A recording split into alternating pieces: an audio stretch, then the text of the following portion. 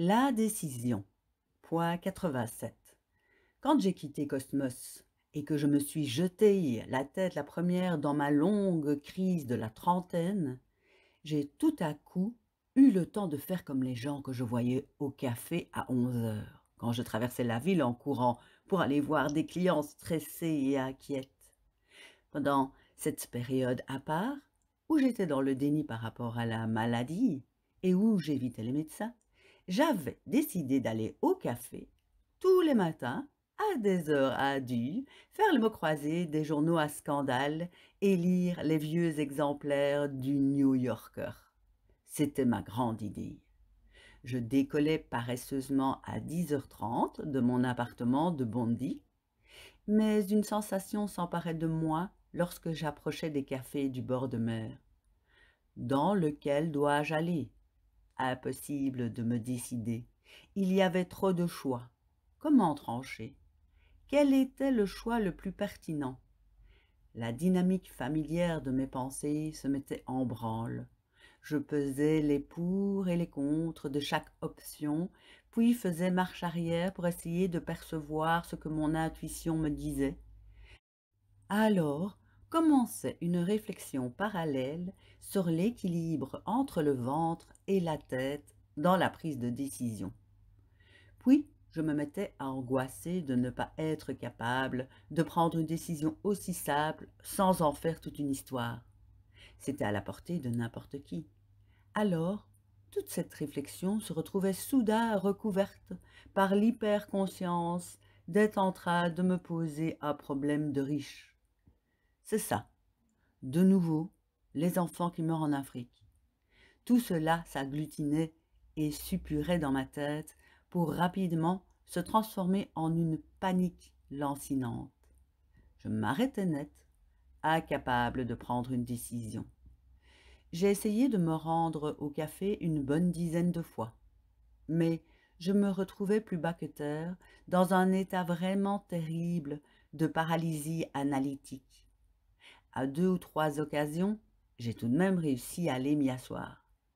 Il a fallu, pour y arriver, que je joue avec le hasard.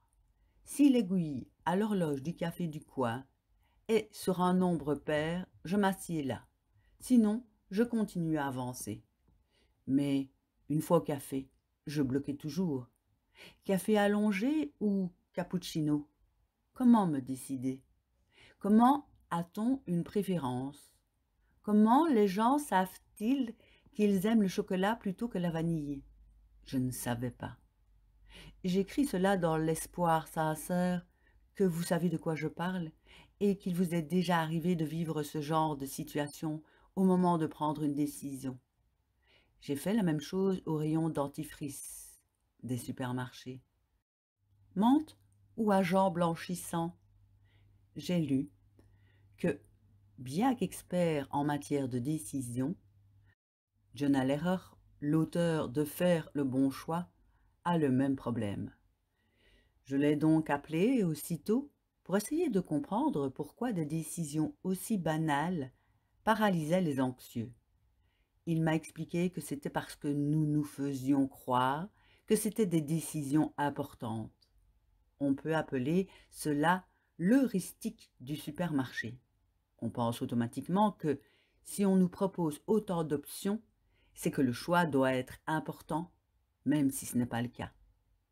Bien qu'il ait rencontré quelques soucis en ayant introduit dans un de ses livres des citations inventées de Bob Dylan, rien que ça, et en ayant déformé les propos d'autres personnes dans d'autres ouvrages, sa réflexion sur la question du choix s'appuie toutefois sur des recherches sérieuses. Les études les plus célèbres reviennent à Sheena Iyengar, une chercheuse aveugle dont l'ouvrage L'art de choisir m'a véritablement fait faire une fixation sur le sujet. L'une des études avait pour cadre le rayon des confitures d'un supermarché. Il s'avère que, lorsque le choix était trop grand, 24 variétés différentes de confitures, les clients étaient paralysés et n'achetaient rien.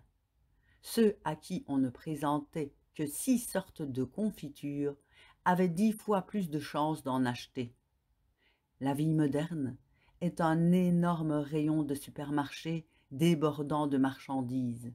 On nous vend le choix comme un gage de liberté. Il nous permet de nous définir, dit le modèle consumériste. Ce qui, nous le savons, est la chose la plus absurde au monde. Point 88. Quand on souffre de troubles de l'anxiété, devoir prendre une décision peut être désastreux. Les personnes anxieuses sont d'épouvantables décideurs, sans compter que la prise de décision elle-même est anxiogène. Sans compter non plus que tout ce qui ressemble à de la décision, du flottement ou du flou autour de nous a tendance à déclencher notre anxiété. J'ai déjà évoqué la difficulté de côtoyer des personnes détendues. Trouver un arrangement avec une personne qui n'est pas prédisposée à s'engager dans la vie de tous les jours. Oh, je vais voir à quoi ressemble mon samedi et je te rappelle. Ou prendre une décision dans un groupe où une personne tranquille et décontractée s'en remet à moi et ne s'implique pas le moins du monde sur le choix du film qu'on va voir ou sur ce qu'on va faire une fois qu'on sera arrivé à Piazza Duomo. Tout cela peut me faire dérailler. Bien sûr, on peut mettre cela sur le compte de mon besoin maladif de contrôle et d'ordre, mais c'est aussi le fait que prendre en compte les besoins de quelqu'un d'autre, en plus des miens, double le nombre d'options qui tourbillonnent dans mon esprit. Pour mon cerveau, la prise de décision est un déclencheur majeur de l'anxiété. J'ai soumis cette idée au groupe de réflexion de Black Dog et de San Australia, ainsi qu'à mon propre réseau.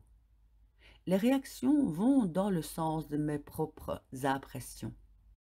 Lisa Jane nous dit « Je suis tellement troublée par certains types de questions que c'est comme si mon cerveau disparaissait, que tout était vide et figé.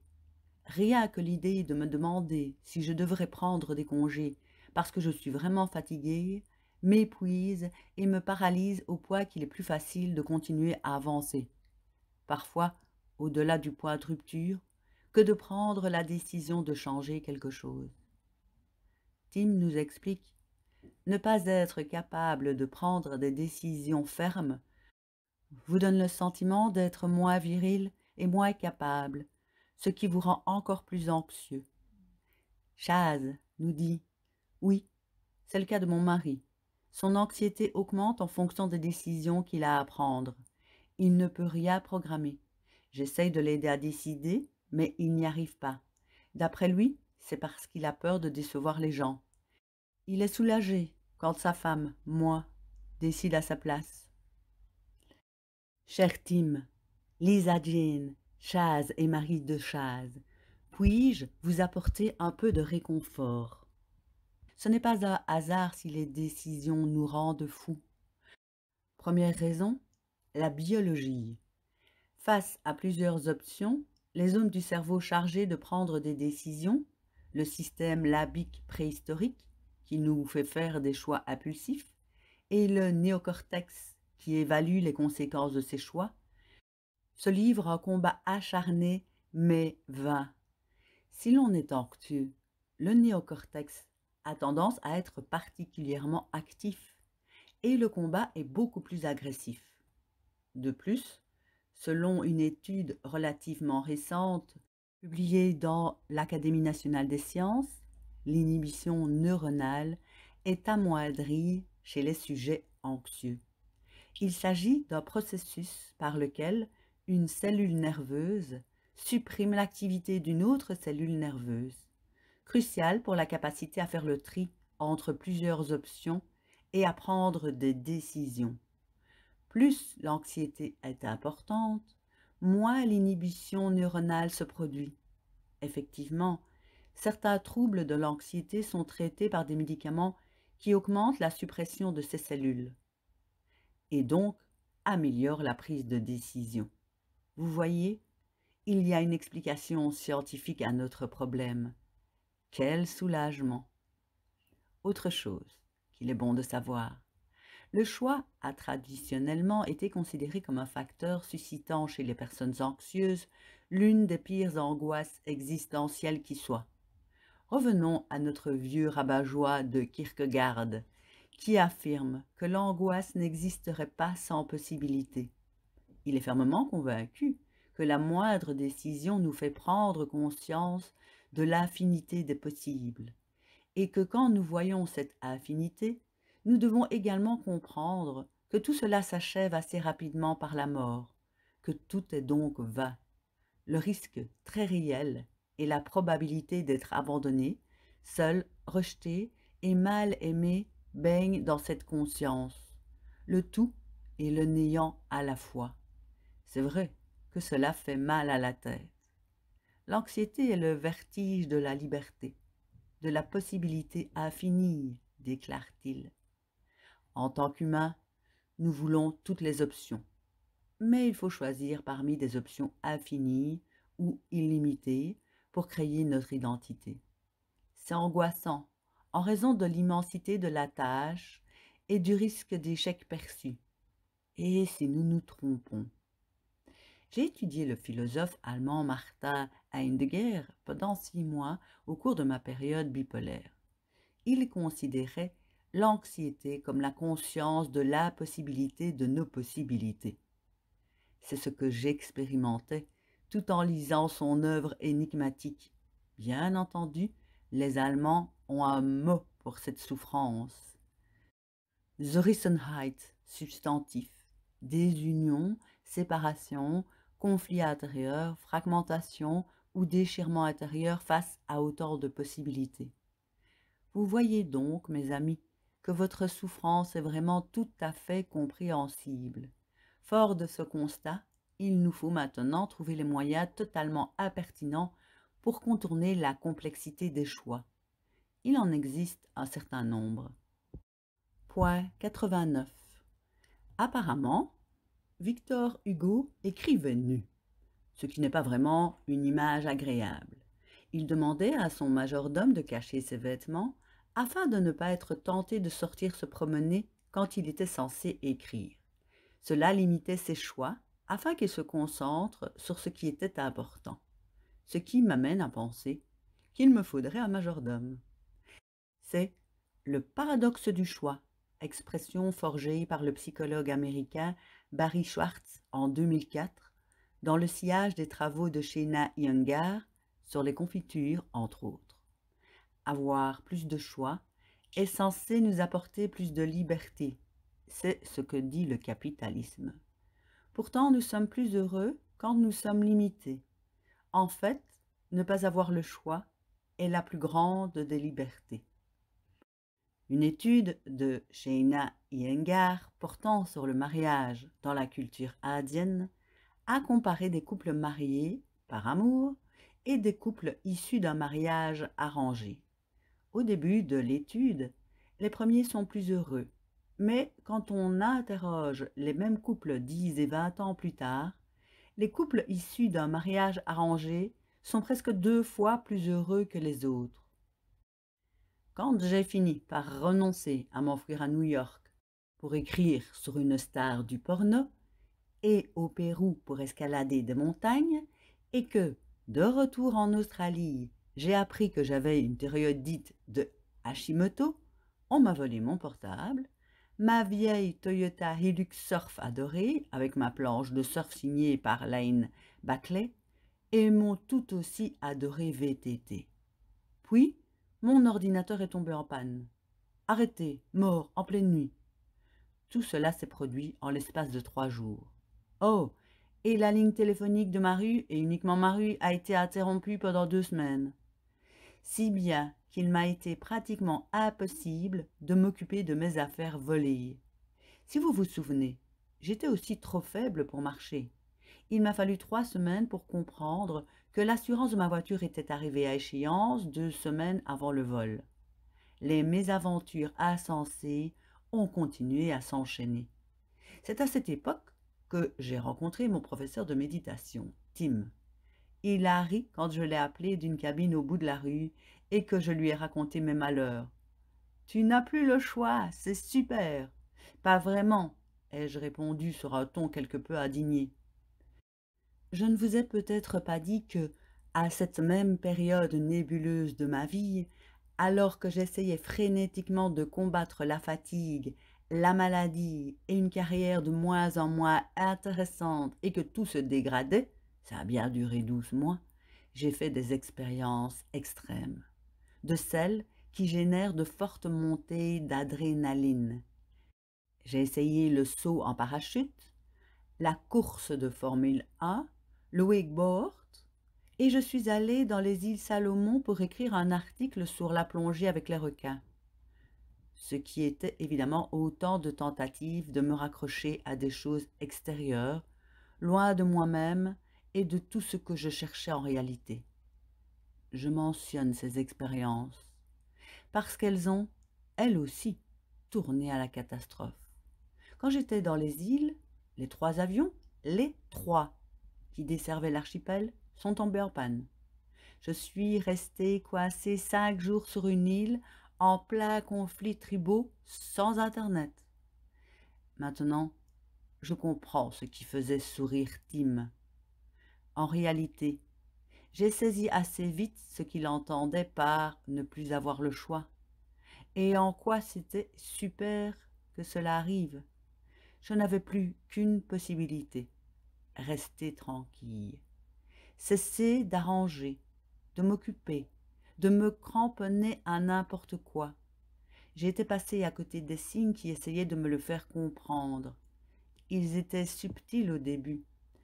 À présent, c'était ridiculement clair. Tu ne peux pas te déplacer. Tu ne peux pas communiquer.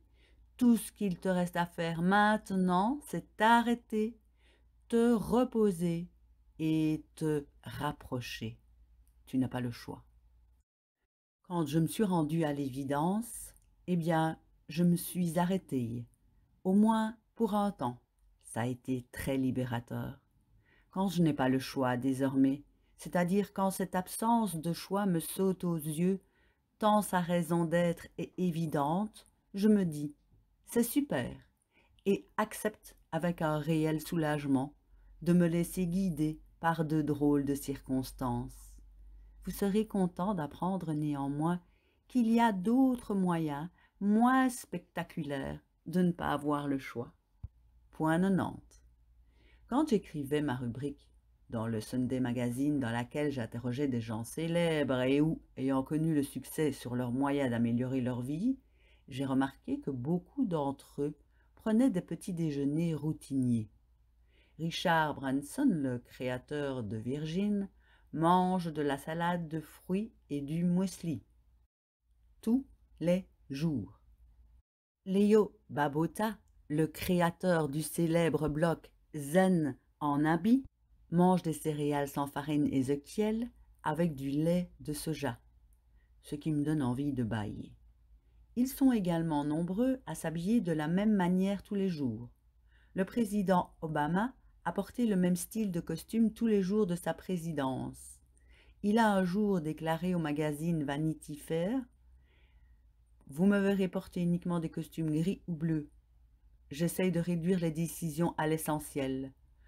Je ne veux pas avoir à prendre de décisions sur ce que je mange ou porte, parce que j'ai trop de décisions à prendre par ailleurs. » Mark Zuckerberg possède 20 exemplaires du même t-shirt gris et a déclaré que ce qu'il portait tous les jours, comme ce qu'il mangeait au petit déjeuner, était une décision idiote à laquelle il ne voulait pas accorder trop de temps. Il paraît qu'Einstein achetait le même costume gris en plusieurs exemplaires pour les mêmes raisons. Idem pour Steve Jobs, qui reste fidèle à sa tenue col roulé, jeans, basket. Pour reprendre les mots d'Henri David Thoreau, notre vie est gâchée par les détails. Simplifions, simplifions. Dans son livre, Jonathan Fields présente une étude qu'il a menée auprès de centaines de créatifs accomplis pour découvrir ce qu'ils faisaient de différent. Il cherchait le truc qui les distinguait des autres. Les entrepreneurs qui réussissent et sont heureux ritualisent toute leur vie. à l'exception de leur travail créatif, écrit-il. Quand j'ai lu ça, je l'ai appelé pour lui demander s'il avait remarqué lui aussi le coup des petits déjeuners ennuyeux. C'était le cas. Il m'a expliqué qu'à la moindre occasion, les créatifs accomplis tendent à rationaliser les détails de leur vie pour en écarter autant que possible la prévisibilité. La composition de votre petit déjeuner ou l'endroit où vous allez boire votre café le matin sont des détails qui peuvent entraver et saper l'énergie nécessaire à la prise de décision plus importante, m'a-t-il expliqué. Personnellement, j'ai du mal avec les rituels et la banalité. Je suis attirée par la nouveauté et ne supporte pas d'emprunter le même trajet 2 fois dans la même semaine pour aller travailler. Mais étant donné mon lourd passif en matière de choix sur l'endroit où aller boire mon café du matin, j'ai commencé à me faire à l'idée d'un lieu de prédilection. J'ai remarqué que mes lieux de prédilection autour du monde, puisque je passe d'une ville à l'autre incapable de me poser, étaient remplis d'autres habitués nomades. Les serveurs savent tous ce qu'on boit. Pour moi, un allongé dans un verre, pas une tasse, avec de l'eau chaude en plus, pour un effet névrotique spécial. Et on peut continuer à travailler tranquille. De temps à autre, on lève le nez de nos ordinateurs et carnets et on se salue d'un signe de tête. Ce livre est le deuxième que j'écris depuis mon repère du centre de Sydney. J'ai d'autres repères, dont certaines bibliothèques de New York, Londres, Newton Beach et King Cross, et des librairies du monde entier. Les livres procurent une isolation agréable et réconfortante.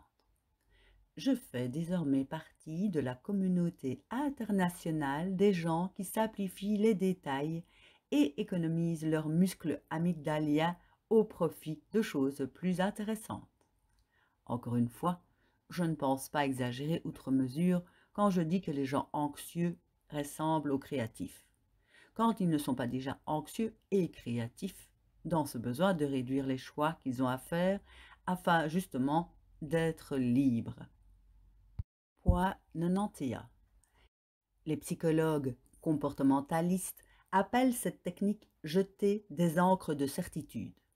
Jetez-en autant que vous pouvez pour être fermement maintenu et pouvoir claquer au vent de façon aussi créative ou anxieuse que possible, comme ces mannequins gonflables, dans lesquels une soufflerie envoie de l'air et qui s'agite bêtement sur les parkings des vendeurs de voitures d'occasion.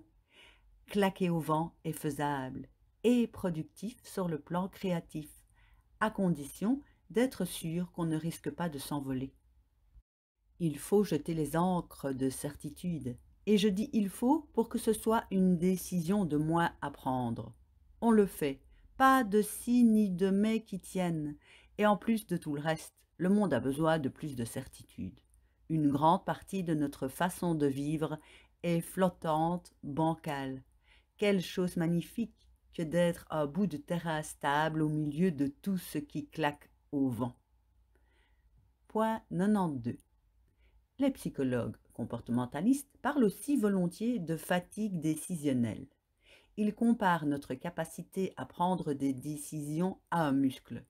À chaque décision que nous prenons, qu'elle soit petite ou grande, nous fatiguons le muscle. Une étude publiée dans l'Académie nationale des sciences portant sur les décisions des juges de l'application des peines a conclu que ces derniers accordaient la libération conditionnelle plus tôt quand le jugement avait lieu le matin. À l'inverse, les demandes étudiées à la fin de longues séances étaient plus susceptibles d'être rejetées. La raison étant que leurs muscles étaient crevés d'avoir déjà pris autant de décisions. Plus nous prenons de décisions, plus elles deviennent difficiles, stressantes et confuses. L'antidote est d'automatiser autant que possible. Adopter des rituels matinaux. Lorsque j'interviewais les personnalités sur les moyens d'améliorer notre vie, je demandais toujours, à la fin de chaque entretien, quelle était leur astuce préférée, celle qu'ils utilisaient le plus. À quelques exceptions près, ils ont tous répondu « mes rituels du matin ». Les rituels matinaux sont des ancres de certitude fixées sur des pieux vraiment costauds.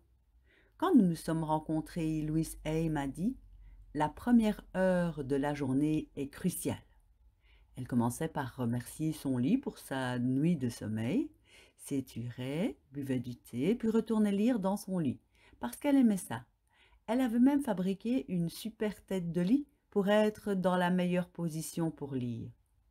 Lio babota, lui, boit de l'eau, s'assied brièvement sur un coussin pour réfléchir, lit des mots aspirants pendant une demi-heure, puis écrit. Avant de lire mes mails, de consulter les réseaux sociaux, je m'assieds et écris. Peu importe quoi. Un chapitre de mon nouveau livre, un post pour mon blog, des réponses à une interview qu'on m'a envoyée par mail, n'importe quoi. J'écris simplement sans me laisser distraire, dit-il. Dans le même ordre d'idées, Timothy Ferris, l'auteur américain de l'immense succès de librairie La semaine de 4 heures, commence toutes ses journées en écrivant dans son journal.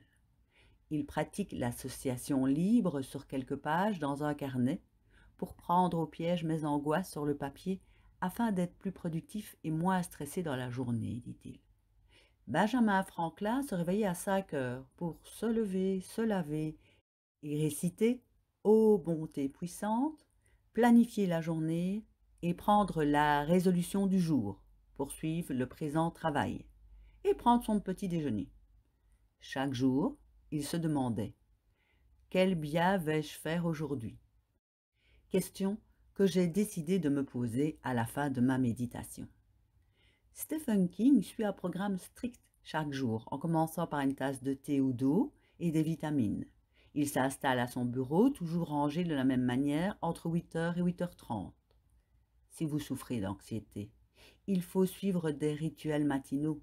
Une fois encore, pas de si ni de mais qui tiennent. Commencez par abandonner l'idée que vous n'avez pas le temps, quitte à vous lever une demi-heure plus tôt et à vous tenir à votre programme pendant une demi-heure, pour commencer.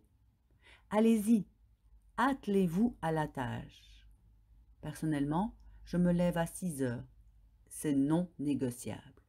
Je bois de l'eau chaude citronnée, je vais faire mes ablutions, puis je saute dans mes baskets et je bouge. Près de la porte d'entrée, j'ai mis une boîte contenant des chaussures de course, un soutien-gorge de sport, un short vert. Tous les jours, non négociable, j'enfile cette tenue, sans perdre de temps à me demander ce que je vais mettre. Et je sors. Je décide, la veille, du genre d'exercice que je vais faire, pour ne pas avoir à décider le lendemain. Une demi-heure de marche, c'est parfait. Un cours de yoga, quelques brasses dans la mer, du surf, selon les prévisions météo et les horaires des cours. Je ne force pas, je fais simple. Je ne vais pas au club de sport ni au parcours santé dans le parc. Je me passe d'équipements de toutes sortes et de ces histoires de bouteilles d'eau. Cela ne fait qu'encourager la procrastination ou les abandons de dernière minute et multiplie les décisions à prendre au lieu de les diminuer. Puis, je médite. Je trouve d'abord que pratiquer le sport pose mon esprit, le prépare à la méditation. Je médite au soleil, un peu de vitamine D pour dynamiser le tout. S'il pleut, je médite à l'intérieur. La décision est déjà prise. Tout cela prend environ 1 heure, plus longtemps si je vais au cours de yoga. Ensuite, je me douche et je commence ma journée, de préférence par un travail créatif dans un lieu de prédilection.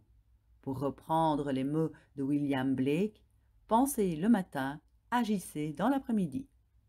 Si vous prenez un petit déjeuner, essayez de prendre un petit déjeuner routinier. Préparez-le la veille, de façon à savoir déjà ce que vous mangerez. Bam! Encore une décision de moins. Je suis mon programme matinal depuis 6 ans, tous les jours. Quand je voyage, je l'adapte. Je médite dans le taxi qui me conduit à l'aéroport, j'emprunte les escaliers de secours à l'hôtel. Quand j'atterris dans un pays étranger, je trouve un endroit où aller prendre régulièrement mon café.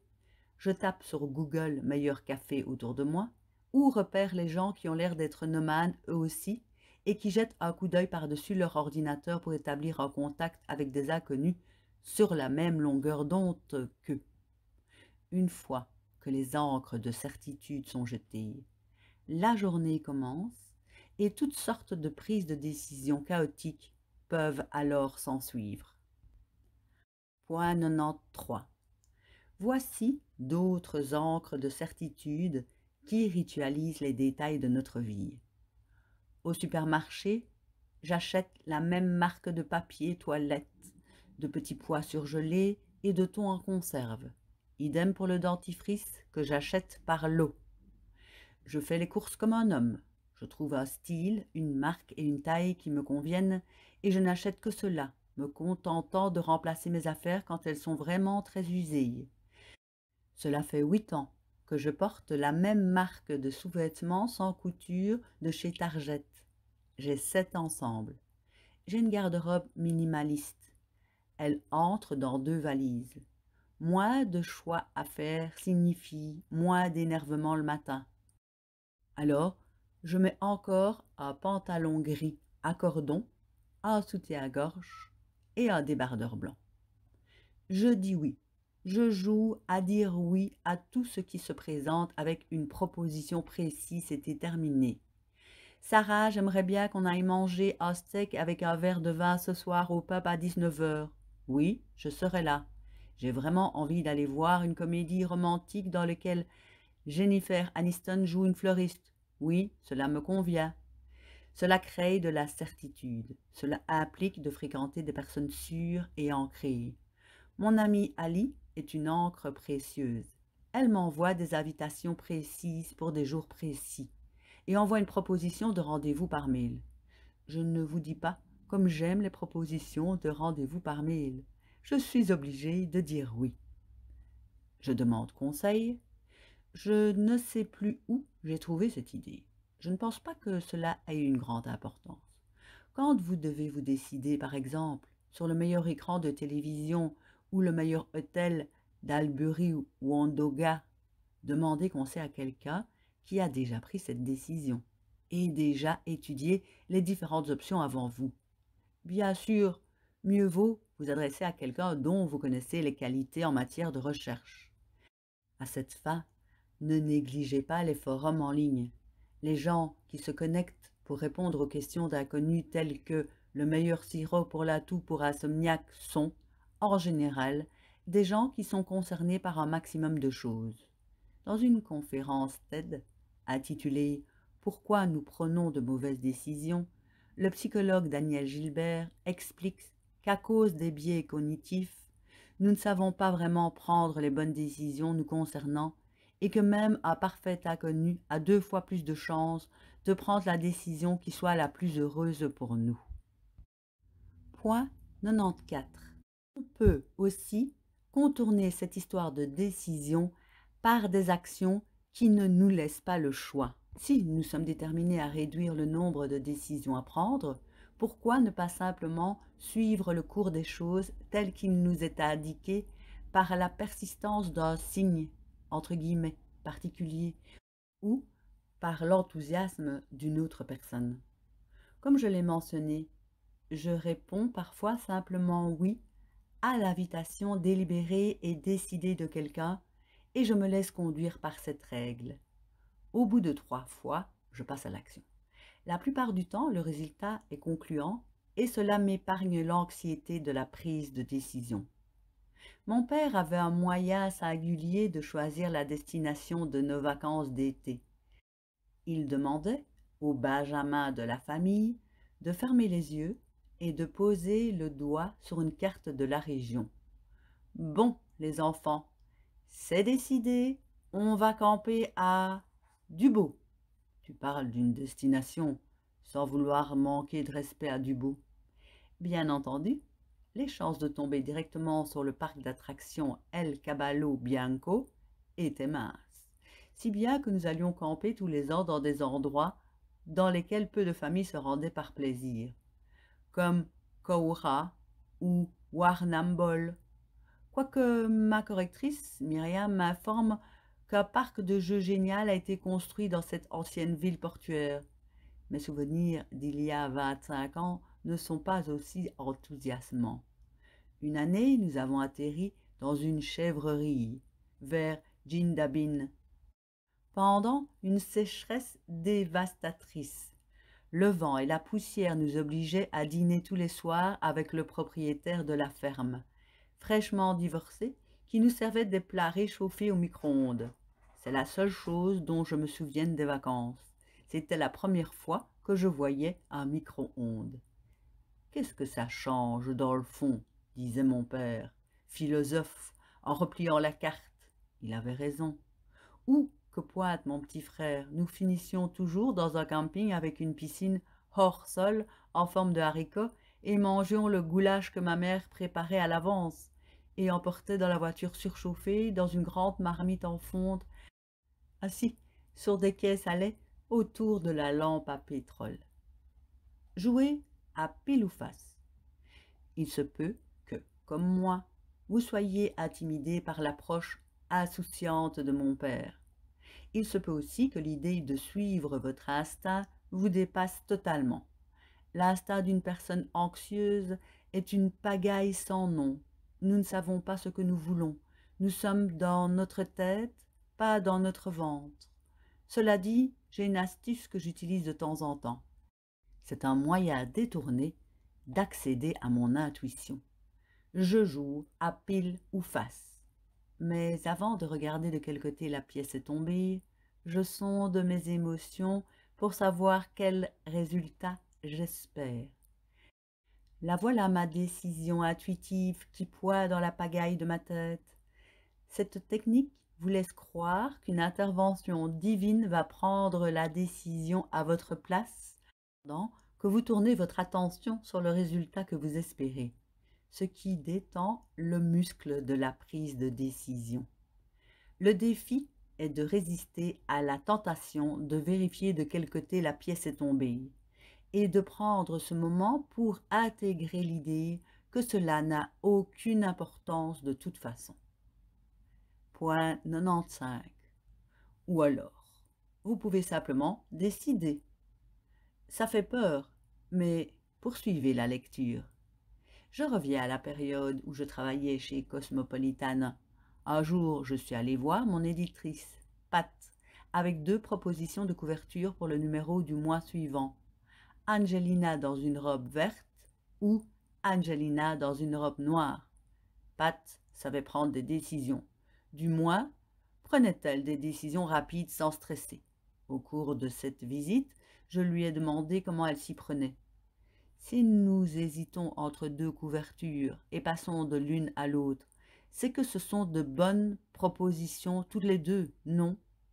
Si l'une des 2 était vraiment mauvaise, tu le saurais. C'est vrai, je confirme. Alors j'en choisis une, peu importe laquelle. Pat n'avait pas analysé sa logique, mais je l'ai souvent fait en racontant cette anecdote. Si 2 personnes doivent faire un choix, la robe noire et la robe verte arrivent grosso modo à égalité, 50-50. Certes, si on soumet ces 2 options à plusieurs groupes de discussion, la robe noire pourra peut-être se révéler légèrement plus populaire et emporter les suffrages de, disons, 54% des personnes consultées. Mais là n'est pas la question. Ce qui est important dans la prise de décision, c'est de décider. Car une fois que le choix est fait, il devient la meilleure option. De fait, Pat a choisi la robe noire. Je suis retournée au bureau et j'ai annoncé le résultat à tout le monde. On adore la robe noire. L'équipe artistique, soulagée que la décision soit prise, a ensuite créé une composition magnifique autour de l'image choisie. La directrice artistique avait justement imaginé une robe noire avec un arrière-plan turquoise et un ours orange fluo. Elle était gonflée à bloc. L'équipe de la rédaction a travaillé sur le texte avec enthousiasme. Tout le bureau adorait le fond turquoise.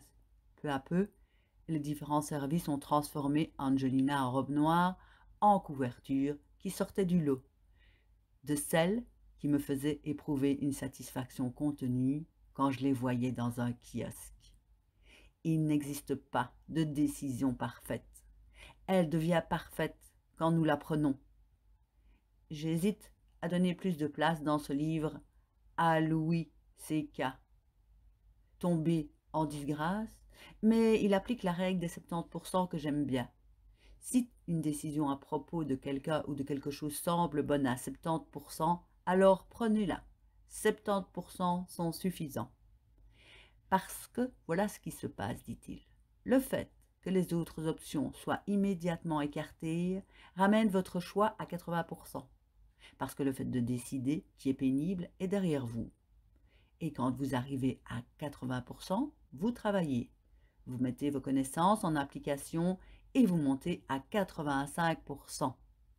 Et la chose à plus forte raison, s'il s'agit d'un être humain, se révélera toujours 100% du temps supérieur à ce que vous pensiez, ce qui vous amène à 90%.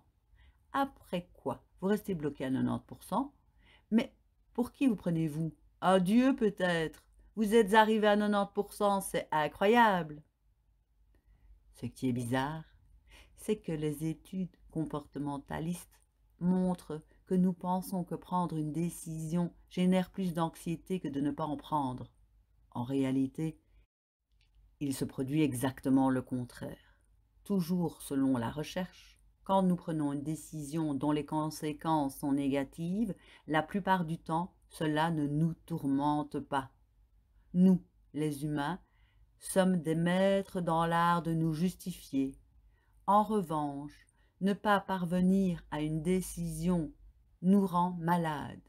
L'infinité de possibilités de ce qui aurait pu arriver nous plonge dans toutes sortes d'affres angoissants. Si on y réfléchit, il semblerait que nous angoissions quand nous devons décider, mais aussi quand nous ne décidons pas. Sachant cela, autant prendre des décisions, non? Je raconte tout cela essentiellement pour relativiser le poids d'une option par rapport à une autre. Si nous avons suffisamment étudié les options, le résultat du choix n'est pas important, contrairement au fait de s'éloigner du chaos causé par l'indécision.